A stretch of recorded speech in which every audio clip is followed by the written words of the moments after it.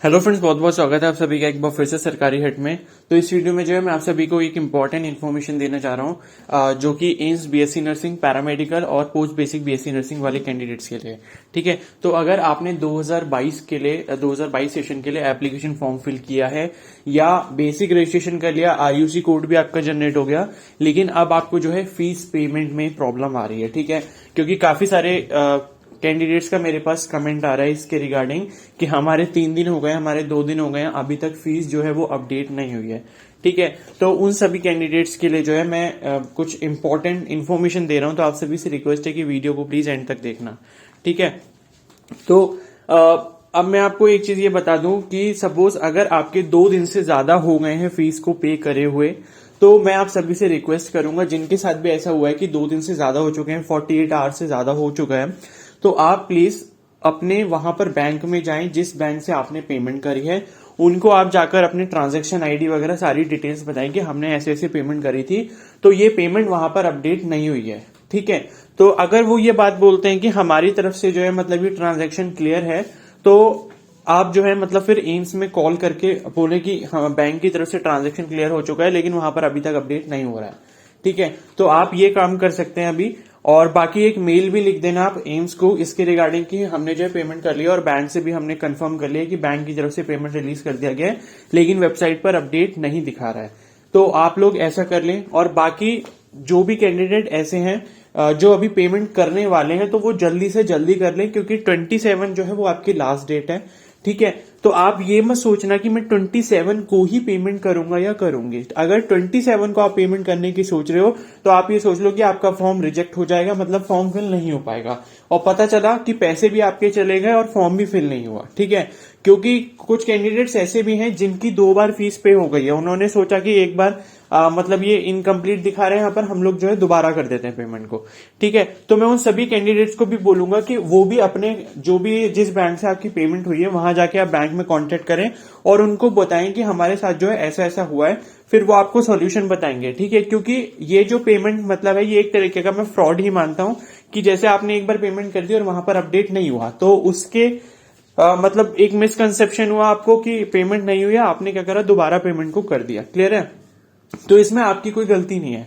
आप जो है मतलब इसके अगेंस्ट जो है मतलब एक एप्लीकेशन वगैरह या तो बैंक में सबमिट कर दें, कुछ ऐसा कर दें, या फिर ये वो बोलते हैं कि कोई मतलब हेल्पलाइन नंबर वगैरह अगर आपको बताते हैं आरबीआई का, तो आप उस पर कॉल करके जो है अपना केस डिस्कस कर सकते हैं।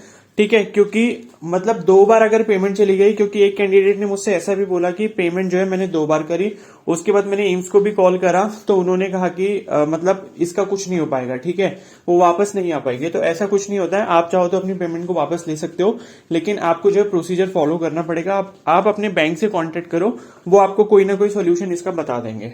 ठीक है, कि मतलब आरबीआई में कैसे कंप्लेन करना है, ये सब चीजें।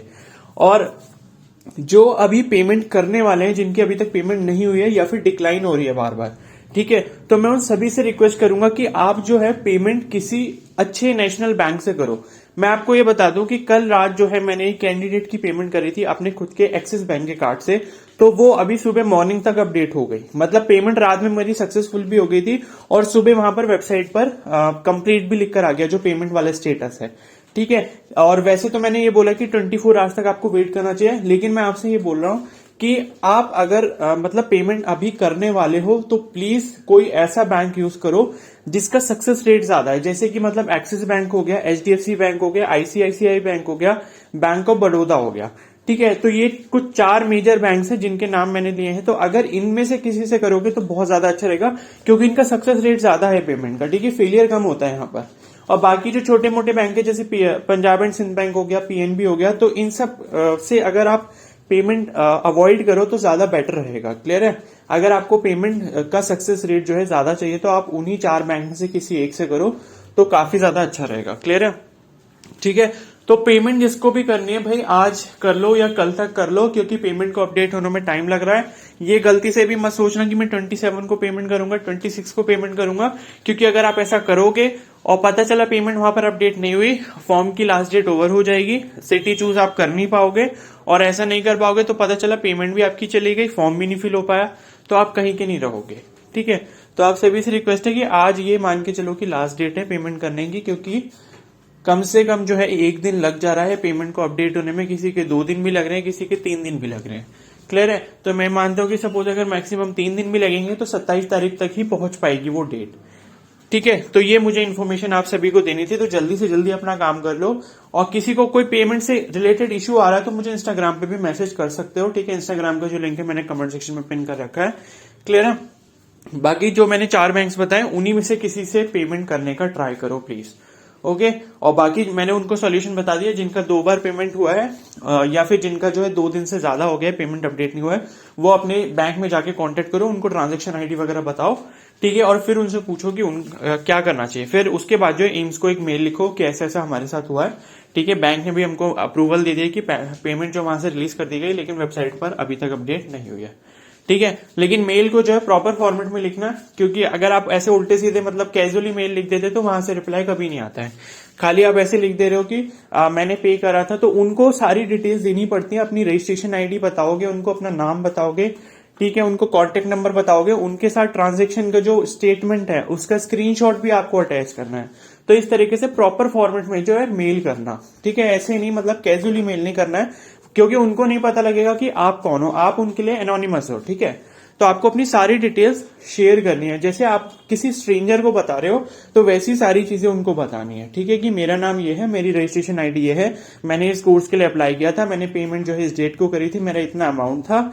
ठीक है, और बैंक से जो है मैंने आज कंफर्मेशन ले लिया है, उन्होंने कहा कि अप्रूवल मतलब अप्रूव हो गई है, पेमेंट यहां से रिलीज कर दी गई है एम्स को, और लेकिन जो है वेबसाइट पर अभी तक अपडेट नहीं हुई है। उसका कंप्लीट जो स्क्रीनशॉट होगा पेमेंट का वो, और जो आपका इनकम्प्लीट स्टेटस शो कर रहा है उसका स्क्रीनशॉट।